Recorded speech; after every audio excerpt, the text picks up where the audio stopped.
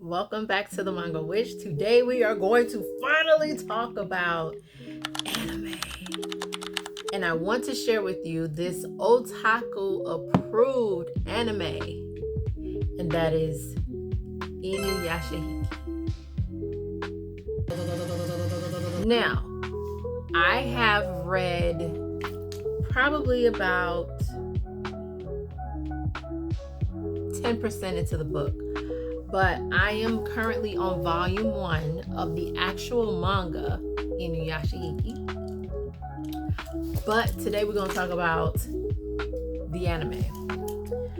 And if you'd like to watch it yourself, make sure that you visit Amazon if you have an Amazon Prime account. It is there.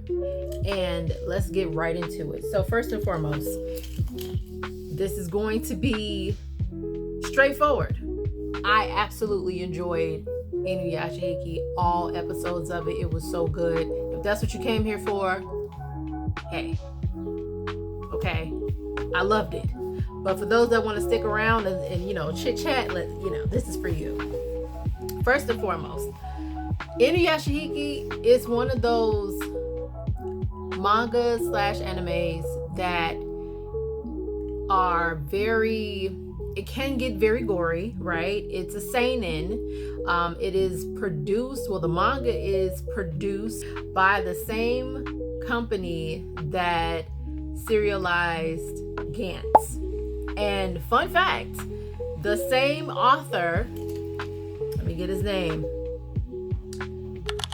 Hiroya the same author that created Gantz and Gantz G, created Inuyashiki. And the crazy part is I don't think I ever heard of this manga anime until recently, which is so interesting. I think I saw it in passing when I would scroll through the catalog on Amazon Prime, but I never thought to watch it until recently. And now, mind you, it's been probably, I think I finished watching that show in March, so it's been a long time, but I finally got around to making this video, and I want to tell you, it is so good. It is so very good. I wish they had a second season, but they don't. I think the mangas, I have all of them, I just don't have it loaded all onto my Kobo, but I believe the volumes go up to 10. I believe it goes up to volume 10. It's so good. But anyway, into the story. So I'm not going to tell you how it is. I'm going to give you a general summary of the show, so you're not, taken aback, but I will insert a clip to show you what is actually going on in the show, because, oh my God, I'm going to show you what I can. So I'm not, ruining it for you. He is a father of 2 kids, a girl and a boy, one of which I think they're both in high school.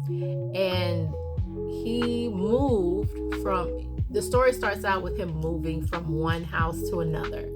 And in the anime, you will see him as he goes through his daily life, what he does, and his normal, routine, right?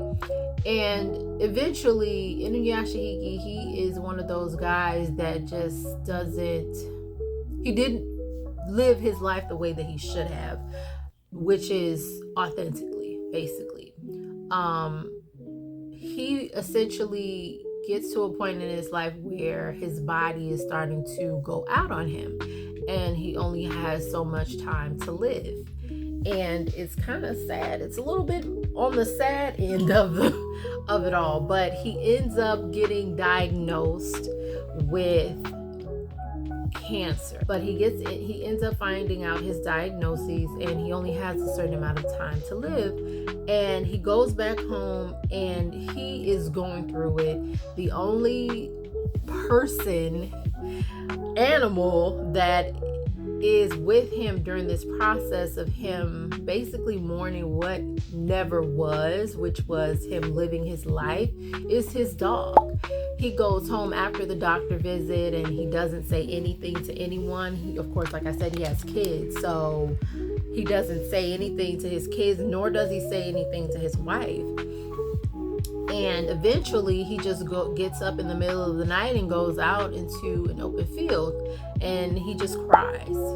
He and his dog are in the field crying, and it's one of those things that's very relatable as, of course, a human. Like, all of us, regardless of any social norms and all this other things that's socially acceptable, a lot of us have gotten to a point within our lives where we are basically just going through the motions and go to work, go home, do this, do that, but there's no side quest, there's no side missions. You're not putting yourself out there, you're not doing something that makes you feel alive, something that is fun for you, something that is going to make you feel fulfilled. And that's where he is within his life. And it got to the point where he doesn't have enough time left on this earth to do the things that he would have wanted to do.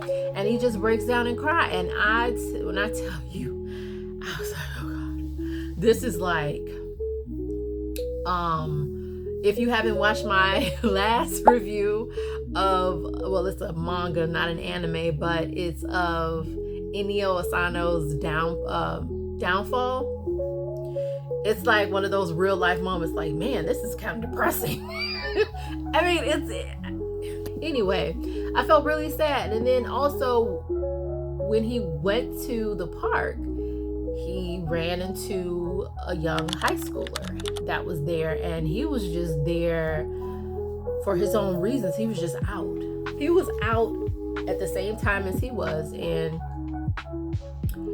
as soon as they started to realize each other's presence, that's when a big bang happened. Essentially, there was like, I guess the best way that I could say it is like a comet or something came from shooting from outer space and blew them up. Just blew them up, okay? So when that happened, their bodies completely obliterated. Yeah. And the next day they woke up very confused. I'd be confused too. So they woke up the next day very confused as to how they're still there. Inuyashiki looks down, he's like, where are my clothes? Like, what's going on? Like, you know, and the boy, he ends up waking up before Inuyashiki, and they haven't really interacted at this point in the story, okay? And once he gets back home, he's just so surprised at the fact that he's still alive, and he eventually comes to find out that he has superpowers, more so on the android side. Like, he's robotic, his back opens up and the head detaches. Like, it's very sci-fi, okay? And the young man, the high schooler, he ends up finding out about his powers in the most unconventional ways, okay, literally. And eventually the town figures out, okay, there must be a mass, unaliver here. What's going on? People are just dropping left and right.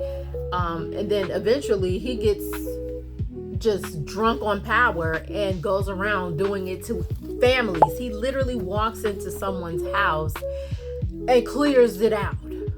Okay, he clears it out, and he does that for several weeks. And of course, he has a friend that he goes to see from time to time. His friend, he's a very interesting kid. He's different. He's not like him, okay?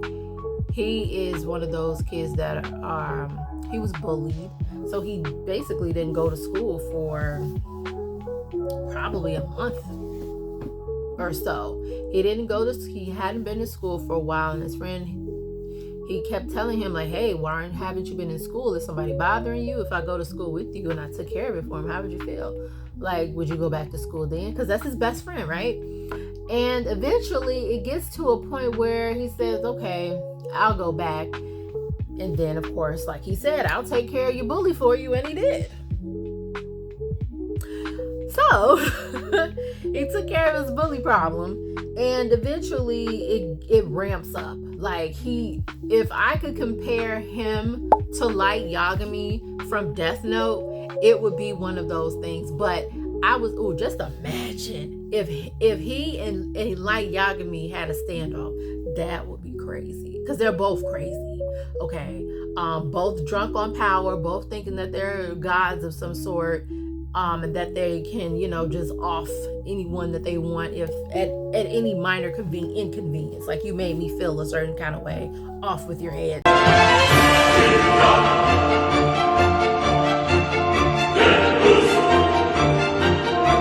Type of thing. Like, it's really crazy. So he ends up going on a mass unaliving spree. So he goes on that mass unaliving spree. Like, by this time he's been doing it for God knows how long. And eventually his friend at Inuyashiki get together after he figures out what he's been doing, because he basically sees that he finds out that he is just like his friend when he goes to, I believe, the hospital, and he sees that he's been curing people. So Inuyashiki, they're basically two polar opposites. Inuyashiki is over here saying, you know what, I didn't get to live my life the way that I wanted to, so I'm going to do it now. I'm going to do all the things, and at the same time, I'm also going to be going to hospitals. I'm going to cure people of all these diseases. He's curing cancer. He's curing injuries, all kind of things. Okay, like, he's out here doing the work. He's out here being a good Samaritan, while his friend is out here destroying everything, unaliving cats, dogs, people, babies. It doesn't matter. He doesn't discriminate. And eventually his friend teams up with Inuyashiki and tells him, hey, my friend has been out here doing all of these things, and I need your help to stop him, because he is doing too much and he's going too far. We have to stop him. And eventually he finds out that his friend is pairing up with him, Inuyashiki, and he does not like that. He doesn't try to hurt his friend, but he feels very betrayed. And of course, the young man, he ends up getting the confidence to talk to a girl that he's been the girl gets confidence to talk to him. She's been liking him, and then eventually they become an odd pair. But towards the end of it all, it just gets really interesting to see how each character develops and actually becomes the thing that they wished, basically what they wanted to become all of their lives, but they never really had the courage to become. And I really think, even despite the gory parts of the anime Inuyashiki Last Hero, it's actually one of those shows that really basically teaches a lesson. It makes you think about your life. It makes you reflect on the things that you may not have done yourself that you want to do. Things that, you wish you had, as far as character-wise, confidence, self-love, showing your self-worth, like that sort of thing. It makes you think about the things that you lack as a person and the things that you would like to embody. So even in a weird, warped sci-fi, way, it's actually a very good anime when it comes to learning life lessons through art. So I really appreciate the artist for conveying that message through that show. Very good. I love it.